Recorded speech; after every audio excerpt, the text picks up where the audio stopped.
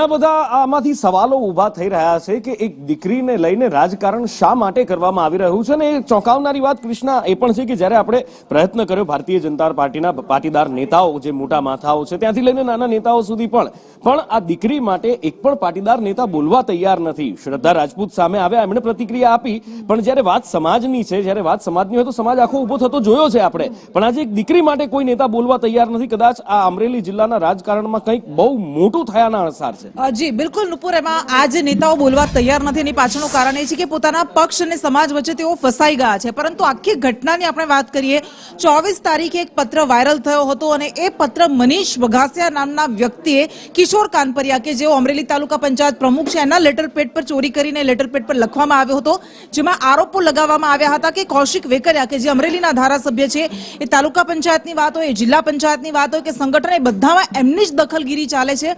અમે માત્ર નામના છીએ, અમે માત્ર નામના ચહેરા છીએ, અમારું કંઈ ચાલતું નથી, અમને બોલાવવામાં આવે છે કચેરીએ અને જે કે એના પર અમારે સહી કરી દેવાની છે. અને એટલું જ નહીં, એમણે એમ પણ કહ્યું કે ભાજપના જે મૂળ કાર્યકર્તાઓ છે એને દાબી દેવાની કોશિશ કરાય છે અને જે કોંગ્રેસ મૂળના છે એમને આગળ કરવાની કોશિશ કૌશિક વેકરિયા કરી રહ્યા છે. જોકે ત્યારબાદ એ જેના નામ પર આ પત્ર લખાયો તો એમણે કહી દીધું કે મેં તો આવો કોઈ પત્ર લખ્યો નથી. તપાસ કરવામાં આવી, સામે આવ્યું કે મનીષ વઘાસિયા, કે જેને તાલુકા પંચાયત પ્રમુખ બનવું હતું અને એ નાયબ દંડક, કે જેઓ કૌશિક વેકરિયા છે, એ અવરોધ બનતા હતા, એટલે એમણે આખું આવું કાવતરું રચ્યું હતું.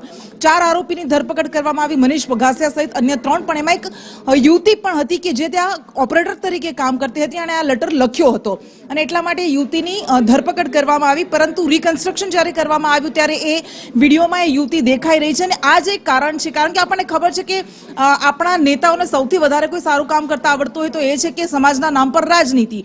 એ આરોપી યુવતીની ધરપકડ કરવામાં આવી અને એના કારણે પ્રતાપ દુધાત, કે જેઓ સાવરકુંડલાના પૂર્વ ધારાસભ્ય છે, એમણે સીએમ અને ખોડલધામના ચેરમેન નરેશ પટેલને એક પત્ર લખ્યો અને એમાં એવું લખ્યું કે રાજનીતિમાં આ દીકરીને કેમ લાવવામાં આવી, સરઘસ કેમ કાઢવામાં આવ્યું અને આ અત્યંત અશોભનીય કૃત્ય કરવામાં આવ્યું છે પોલીસ દ્વારા માત્ર કેટલાક રાજકીય વ્યક્તિઓને પ્રિય થવા માટે.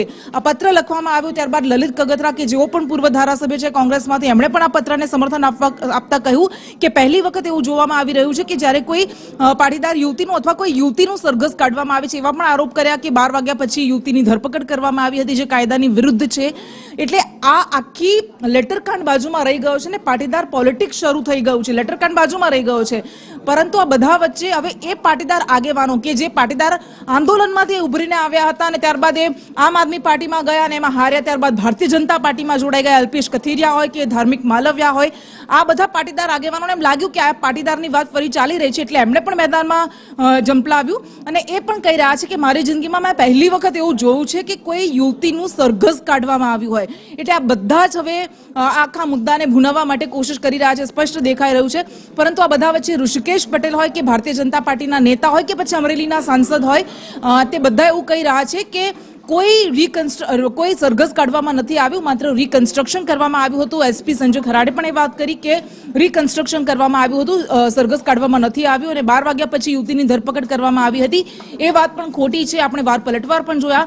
ભારતીય જનતા પાર્ટી એવું કહી રહી છે કે કાયદાનું કામ કાયદો કરશે. જો યુવતી નિર્દોષ છે તો અમે એની પડખે છીએ, પરંતુ કાયદો કાયદાનું કામ કરશે. પરંતુ આ બધા વચ્ચે હવે જોવાનું રહેશે કે કેવી રીતે પાટીદાર પોલિટિક્સને ભૂનાવવા માટે આ બધા જ નેતાઓ એક તરફ થઈ ગયા છે અને બીજી બાજુ કેટલાક એવા પણ નેતાઓ છે કે જે પક્ષ અને સમાજ વચ્ચે ફસાઈ ગયા છે. પક્ષ અને સમાજ વચ્ચે કેટલાક નેતાઓ ફસાઈ ગયા છે, પણ આ બધાની વચ્ચે આ જે લેટરકાંડ થયો, આ લેટરકાંડના બીજ આજકાલના નથી રોપાયેલા. કદાચ મનીષ વઘાસિયા કોઈનું મોહરું પણ હોઈ શકે એવી ચર્ચાઓ ચાલી રહી છે, કારણ કે એવી ચર્ચાઓ પણ સાંભળવા મળી રહી છે કે 2022ની વિધાનસભા ચૂંટણી જ્યારે કૌશિક વેકરિયાને ટિકિટ આપવામાં આવી હતી, એના પછી 2024 ભરત સુતરિયાને ટિકિટ આપવામાં આવી લોકસભા માટેની, ત્યારથી જ આ બધું ઘણું બધું અમરેલી જિલ્લાની અંદર ચાલી રહ્યું હતું. 2 જૂથ પડ્યા હોવાની વાત પણ આપણે જોઈ હતી, સામસામે કેટલાક આવ્યા હોવાની, ટાંગા તોડી નાખ્યાની, પણ ઘણી બધી વાતો અમરેલીમાંથી આપણે જોતા આવ્યા છીએ, સાંભળતા આવ્યા છીએ અને જો આને સમીકરણ મેળવીએ તો તાળો ખૂબ ભયાનક મળી શકે છે. ખેર આગળ